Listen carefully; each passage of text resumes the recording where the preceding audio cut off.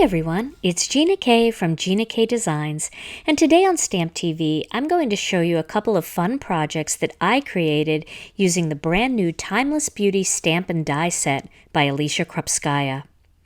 The Timeless Beauty stamp set is one of my new favorites because I haven't had something like this in my collection before, and it's really fun to mix things up once in a while and try something completely new.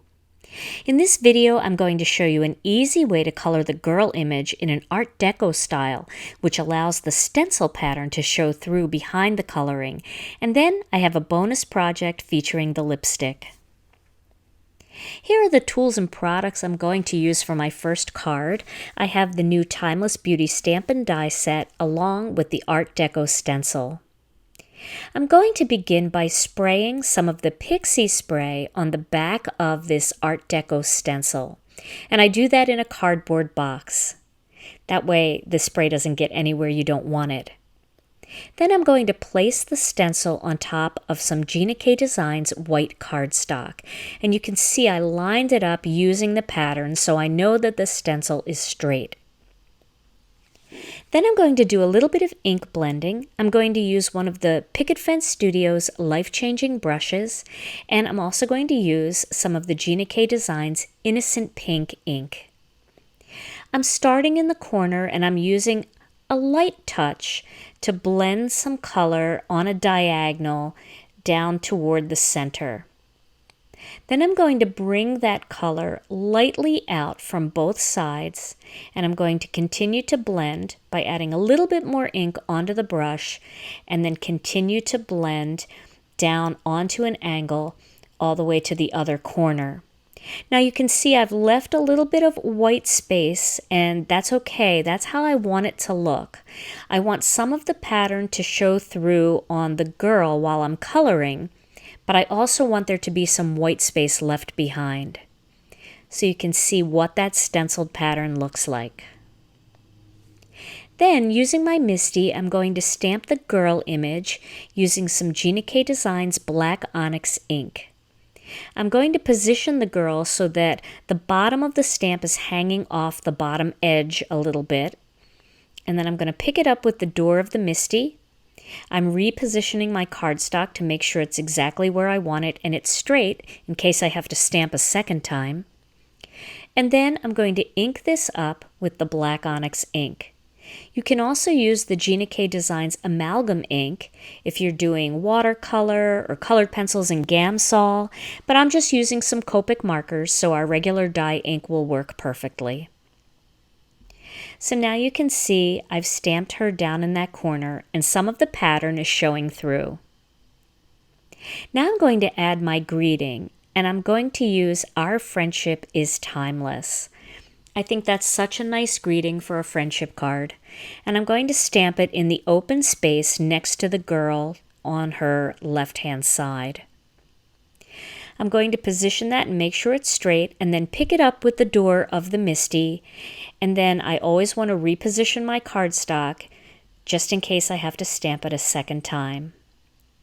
I'm using Black Onyx ink for this as well, and then I'm going to stamp that, and then my image will be ready for coloring.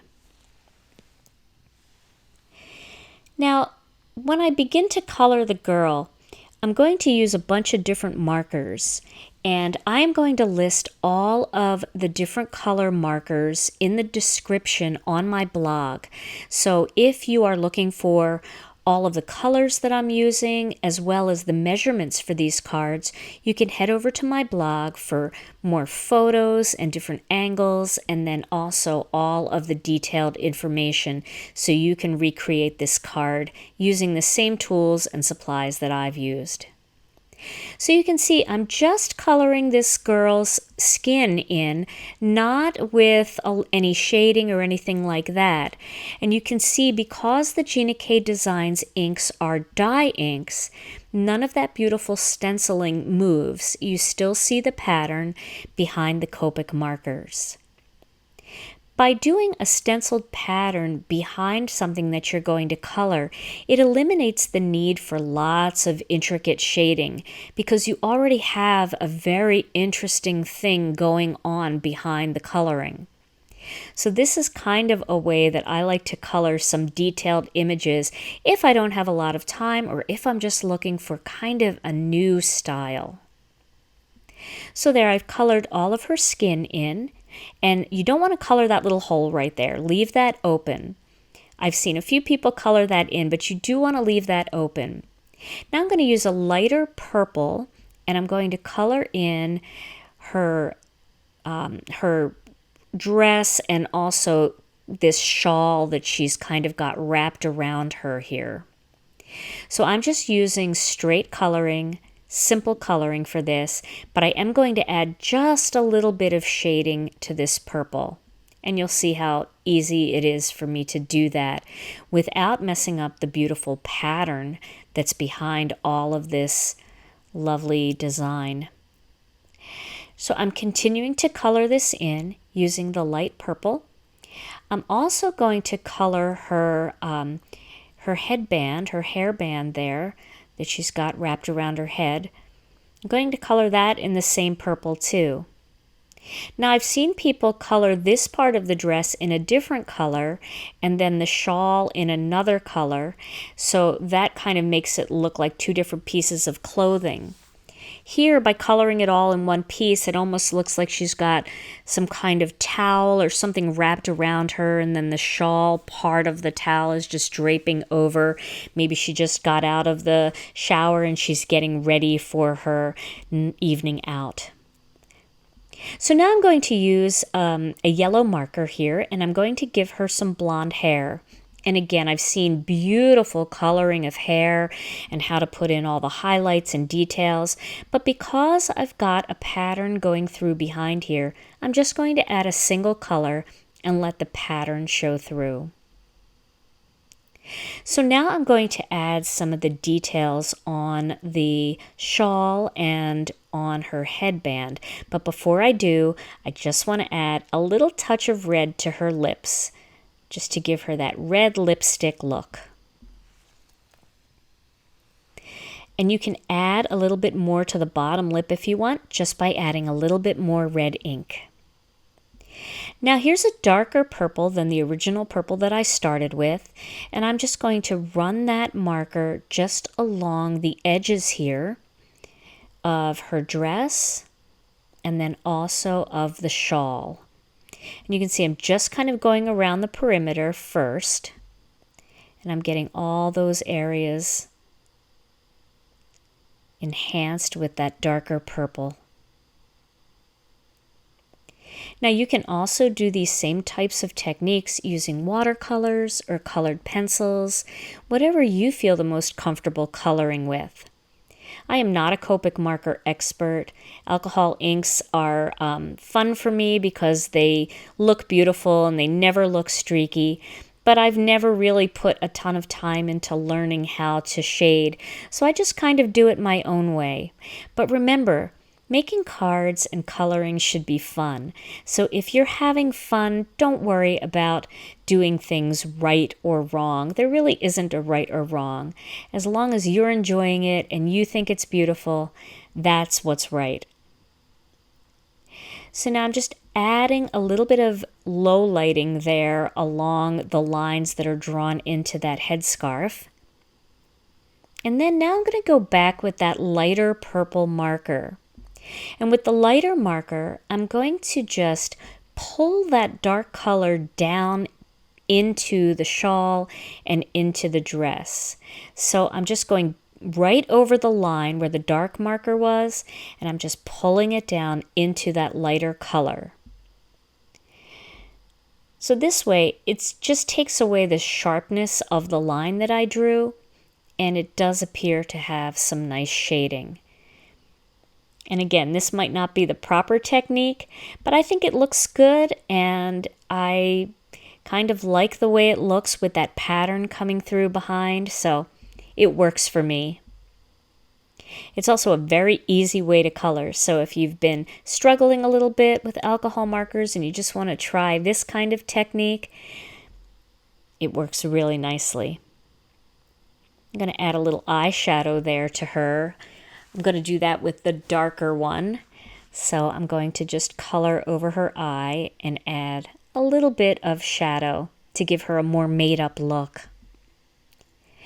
So now I've added a few little blingy rhinestones. These are Darice rhinestones. I put one at the back of her headscarf, and then I added these other little ones just at certain points where the stenciled pattern meets. And that's my finished card, quick and easy. For my second card, I'm going to use the same stencil, and there's still some pixie spray on there, so I don't have to worry about re-spraying it. Now I'm going to use some of the Innocent Pink again, and I'm going to work from the top corner and work all the way down toward the opposite corner, getting lighter as I go until there's nothing really left but the white cardstock. And then I'm going to pick up that stencil, and you can see what that looks like. Now, using my Misty stamping tool, I'm going to stamp the lipstick image. I'm going to do that with some black onyx ink because once again, I'm going to be coloring with Copic markers. So now I've stamped that image, and then I'm going to color it using a variety of different markers. And once again, you can head over to my blog. It's linked below in the description on YouTube. And if you're watching it on my blog, everything should be right below the screen, all of the information. So I'm going to start with solid color. This is just kind of a brownish yellow, because I want to kind of make this appear as though the case is a gold case. So I'm coloring the whole thing in first with this dark yellow color. It has a hint of orange in it. And then I'm going to get another yellow color, but this one is a bit darker. This is more of a gold. And I'm going to work just down the side and just bring that color in toward the center. I'm going to also do some of that on the lid.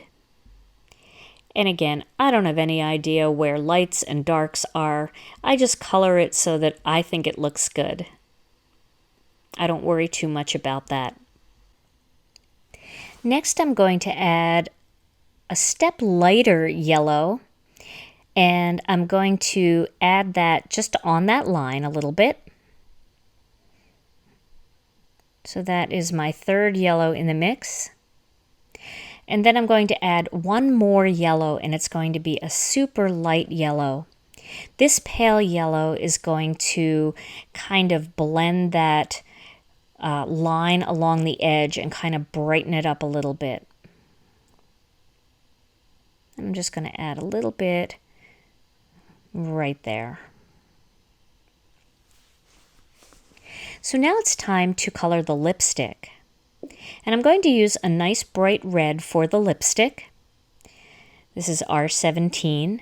And I'm going to color that, the whole lipstick in using the R17. And I'm not going to put that R17 away just yet because I'm going to do just a little bit of shading using a darker red.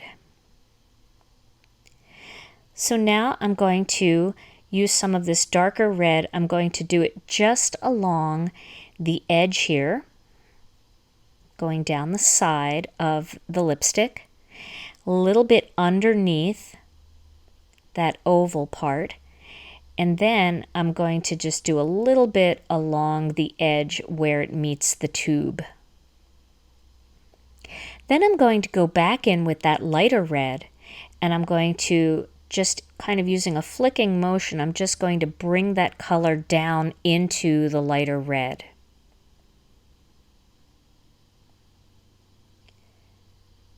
And I'm going to do the same thing underneath the top and along the bottom. And so there is my shaded lipstick. Now my next step is going to be to cut this lipstick out. So I want to get my die cutting machine and one of the coordinating dies, and I'm going to use my Spellbinders Platinum machine to cut this lipstick out. Now you could have stamped this lipstick directly onto the card, but for this one I decided I didn't want any of the pattern to possibly show through. So by cutting the lipstick out first, then I can just adhere it right to the card. Now I'm going to add my greeting, but I want to just lay my die cut piece down there so I know where it's going to be on my card, and this way it will enable me to put my greeting in the right spot. So I'm going to place my greeting where I want it, and then I'm going to pick it up using the door of the MISTI. Now I'm going to ink that up using a little bit of black onyx ink, and then I'm going to assemble the card. And both of these cards were assembled onto some black onyx and then onto white card bases. Now I adhered the lipstick directly onto the card, but you can also pop that up using some foam squares to add more dimension. Now when I make cards like this, especially with stenciled backgrounds, I love to create a matching envelope with the same stencil. So you can see I added a piece of cardstock underneath the flap that's bigger than the envelope. Then I'm going to take a little bit of the same innocent pink, and using a very light motion, I'm going to just add a little bit of that innocent pink, starting at the bottom and going up toward the top of the envelope. This is a very, very light touch. I just want to add a very slight accent. Now in this case, I used a barely there envelope. So you can see that's very, very subtle. But I also have one that I did on a white envelope, and you'll be able to see how much brighter it looks when you use it on white. So if you want a more subtle look, use a very, very similar color to the ink color. But if you want a very vibrant look, then use a white envelope to match your white card base. So here are my finished card projects featuring the Timeless Beauty Stamp and Die collection. I hope you've enjoyed today's video, and I hope you'll give these techniques a try. I've also linked up a couple of other videos that I think you might enjoy, and I hope you'll hit the subscribe button and the notification bell so you never miss another video. Thanks so much for watching, and I'll see you again soon.